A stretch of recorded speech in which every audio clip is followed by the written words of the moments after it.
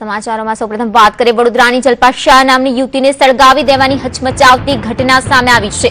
તો ઘટના રાજસ્થાનના કોટાના રામગઢમાં બની છે, પણ વડોદરામાં પણ આ ઘટનાએ ભારે ચકચાર મચાવી છે। રાજસ્થાનના કોટાના રામગઢમાં રહેતા ભાવિ પતિ ગૌરવ શાહના જન્મદિવસ પર જલ્પા ગઈ હતી, જ્યાં પતિ ગૌરવે જલ્પા સાથે બળજબરી કરવાનો પ્રયાસ કર્યો, પણ જલ્પાએ ઇનકાર કરતા આપો ગુમાવી ચૂકેલા ગૌરવે હેવાનિયત આચરી હતી અને પેટ્રોલ છાંટીને જલ્પાને જીવતી જ સળગાવી દીધી। મહત્વની વાત એ છે કે બંને સારા પરિવારમાંથી આવે છે અને હેવાનિયત આચરનારો ગૌરવ તો વ્યવસાય એન્જિનિયર છે।